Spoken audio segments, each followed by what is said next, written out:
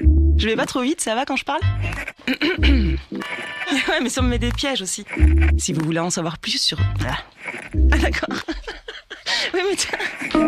Bonjour Toulouse, je m'appelle Florence, je suis agent immobilier et j'habite aux Amis d'Aulniers. Et cette semaine, c'est moi qui vous présente Quoi de neuf Toulouse. Bienvenue. Dans cet épisode, on s'intéresse à une association qui fait naître de jeunes autrices et auteurs dans les collèges et les lycées. On vous détaille pas à pas le parcours de la Flamme Olympique à Toulouse. Et puis, comme il faut bien se désaltérer, on va aller prendre les conseils d'une caviste pour nos apéros à venir. Mais pour commencer, on reçoit la Toulousaine de la semaine qui a fait de l'égalité homme-femme son travail quotidien. Elle est au micro de Sophie Sarence. Je suis Alexia Anglade, j'ai 50 ans et je suis la maman d'un ado de 16 ans. J'ai créé Lumière s'il vous plaît il y a 6 ans pour développer la parité dans les entreprises et entre autres s'attaquer aux enjeux du sexisme.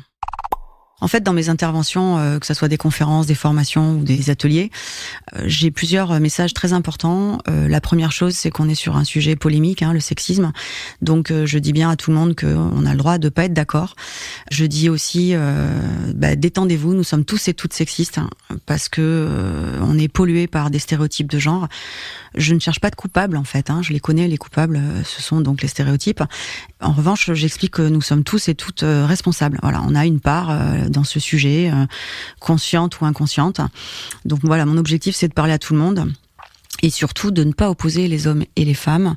Et de faire en sorte que ça soit quelque chose de constructif qui permette à minima que chacun ou chacune fasse un pas. Est-ce que vous pouvez nous parler d'une intervention concrète que vous avez pu faire récemment ?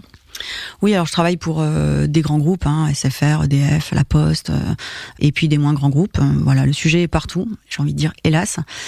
Plus récemment, j'ai effectivement eu l'occasion de former toute l'usine Continentale à Toulouse.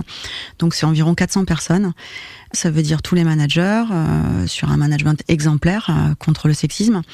Et puis, par atelier de 2 heures, toutes les équipes de l'usine sur toutes les rotations horaires. Donc j'ai eu le grand bonheur de travailler de nuit pour la première fois pour aller à la rencontre des équipes et leur parler pendant 2 heures de sexisme. Et ça s'est hyper bien passé, bien que ce soit des personnes qui n'ont rien demandé, on vient les chercher là-dessus, mais ça se passe hyper bien. Voilà, il y a toujours des très très bonnes remarques, réactions, même s'ils sont pas d'accord, il y a des gens qui sont pas d'accord, il ou elle, mais on arrive toujours à faire bouger un peu les lignes. On va passer à l'interview express, on va l'appeler comme ça. Toulouse pour vous, c'est quoi ? Alors Toulouse pour moi c'est la ville où je suis venue faire mes études. J'étais à Bordeaux à l'origine, mais je suis quand même de racines et de cœur du Comminges. Votre lieu préféré ? J'ai le droit de dire un lieu à Tournefeuille ? Non, j'ai pas le droit. Bien sûr que si. Alors mon lieu préféré à Toulouse c'est l'Utopia de Tournefeuille. Si vous étiez maire de Toulouse, ce serait quoi votre première mesure ? Je pense que je développerais des programmes sur le sexisme et sur les enjeux de l'égalité entre les hommes et les femmes dans toutes les écoles, dans tous les lycées, dans tous les collèges. Et je mettrai en place des petites séquences à la fin de chaque cycle d'éducation, des petites séquences de coaching adaptées bien sûr à l'âge des enfants pour faire un peu de ménage au cas où il y a eu des traumas. Une personnalité qui fait briller Toulouse selon vous ? Je vais citer mon ami et partenaire Emmanuel Durand-Rodriguez, avec qui je travaille régulièrement, avec qui j'échange régulièrement, avec qui je ris régulièrement, avec qui on confronte et on associe nos idées. Et son podcast en particulier, Tell Me 2050, où elle parle de tout ce qui peut avoir de l'impact. Qu'est-ce que vous aimeriez que les gens disent de vous ? Que je contribue à changer les choses. Et enfin, si vous étiez un son ?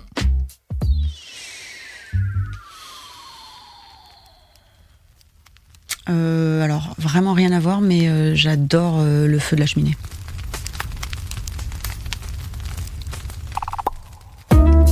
Dans Quoi de neuf, on aime s'intéresser à tous les projets qui font bouger les lignes. Prenez par exemple ce vieux cliché. Les ados auraient arrêté de lire.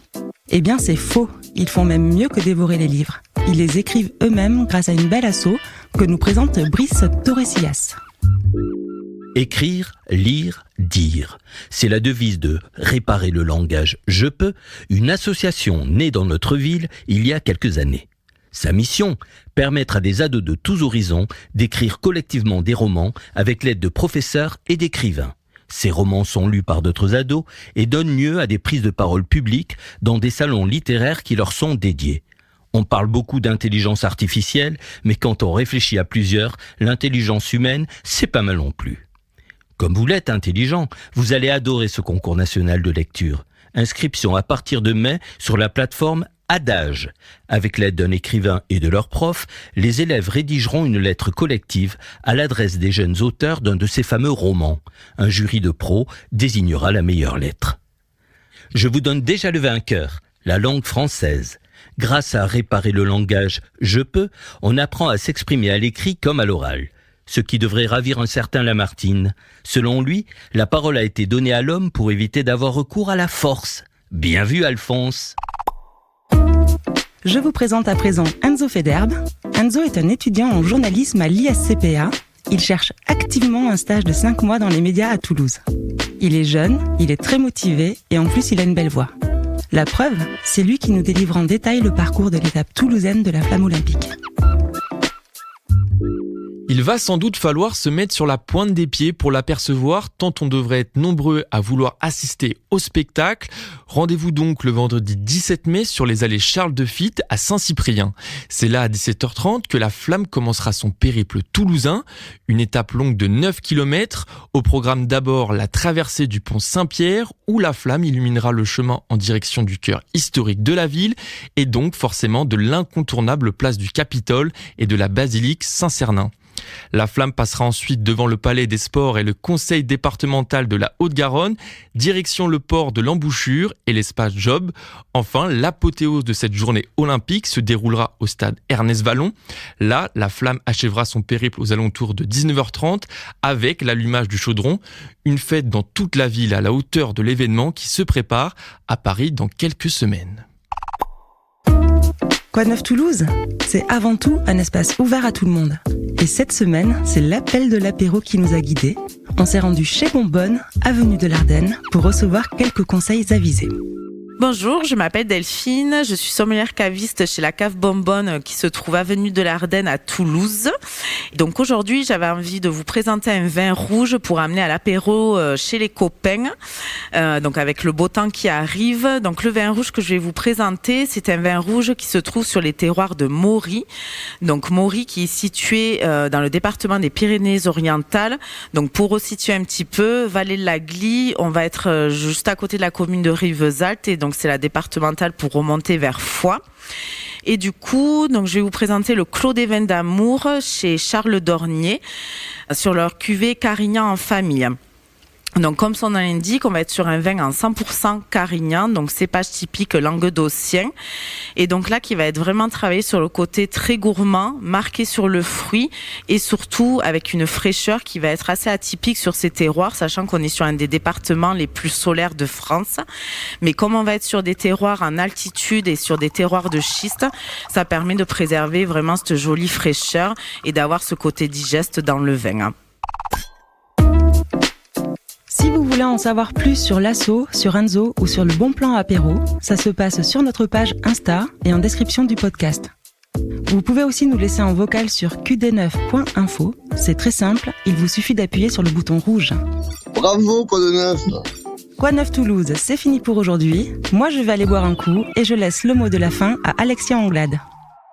Courage.